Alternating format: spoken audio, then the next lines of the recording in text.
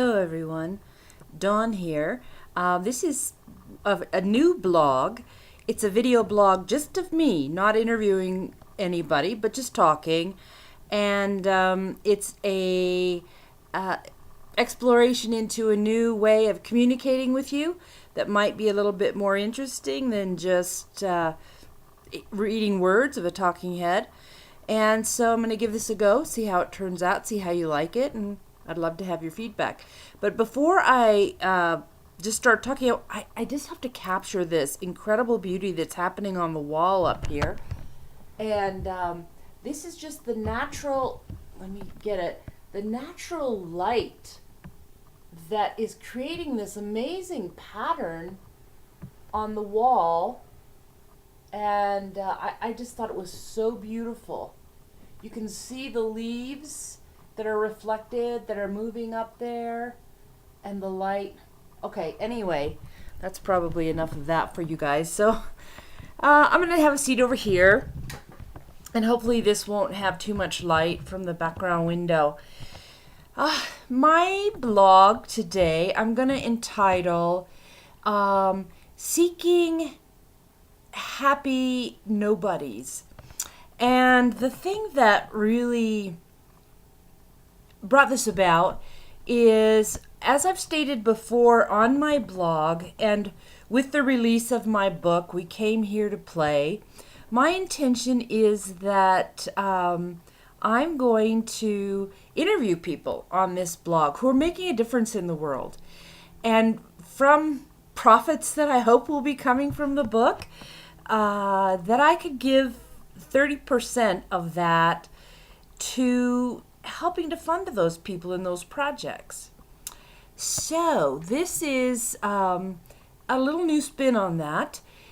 I had a realization today. I was online and I was reading a post about what was a New York Times article about Burning Man that's happening now. And I know lots of people that go to Burning Man, and I've never been. So I don't have personal reference point, but I know what an amazing event that is, because it's been a no money barter system and just living in community with each other and figuring out how to make that work without money and so forth.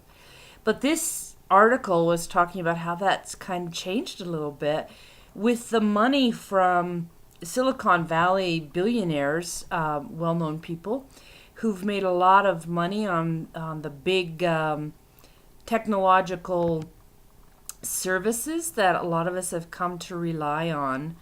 And I don't really want to make a judgment about them or their lifestyle, but what I will say is, after reading that article, they were talking about how they've changed the face of, or are changing the face of, Burning Man by bringing in all this extravagance and money and creating their elite encampments that don't invite others in, but that they have these services, catered food and chefs and air conditioning and everything that really takes them out of being in connection with where they are and the environment that they're in. And it's sort of a one-upsmanship of who can spend more money and make the most incredible experience. And what it made me feel like was, man, I feel so wealthy. I feel so wealthy in a whole different way. And while I want to interview people on this blog that are making a difference, I'm kind of looking for the happy nobodies, the people who are happy in the world and doing their work quietly and continue to do it whether or not they're recognized, because I think these are the people who are really making the difference, who are really changing the world, whose hearts are so full, so wealthy, and connected in a different kind of way. It's not being internet connected where you have access to everything that you want at every moment. It's being connected to your heart, to the place that you're in, and being present with that, and not wanting to change it to make it what's comfortable and familiar to you, but being able to just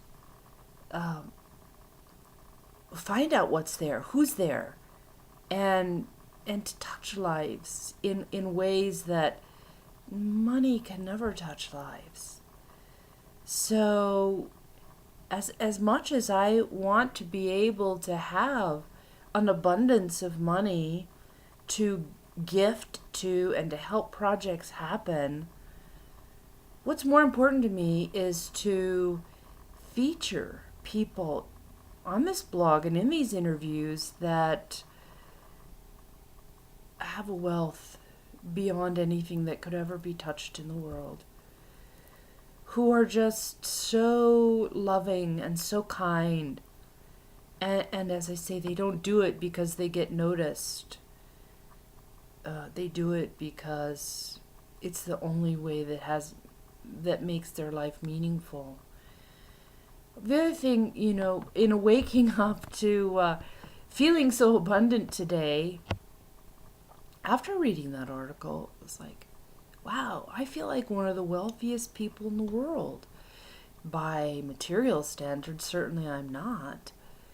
But in terms of a family that loves me and a family that doesn't always get me, and I don't always get them, but we're always reaching for how do we be the best family? How do we love each other the most in the presence of our different ways that we move in the world? So, I don't know, I guess I don't want to ramble on too long, but this is an invitation. Let me say that.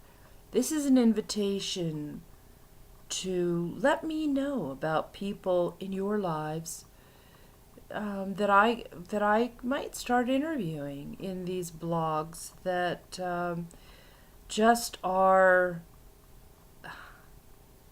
so kind and so wealthy and so connected. And I'm so grateful for, as I say, the wealth in my own life. And I want to continue to affirm how important this way of making a difference is. So comment on this blog and let me know who to interview. And I have people in mind, many friends who, however, are not so tech savvy. And so that has been part of the reason that I haven't launched as fully into these interviews, is because some of us are more a little slower to coming to that game, or that way of communicating and connecting. And I know I'm on a steep learning curve, and so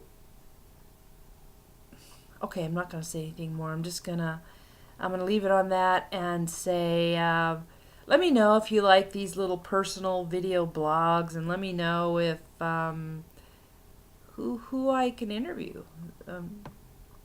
or if you want to see more of these just little getting to know me energetically, because getting to know me energetically is different than just reading some flat words on a page. Although I try to make them interesting. There's something about knowing the energy behind the words. And I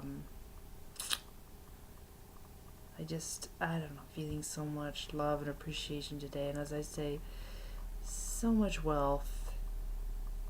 And that's it for today.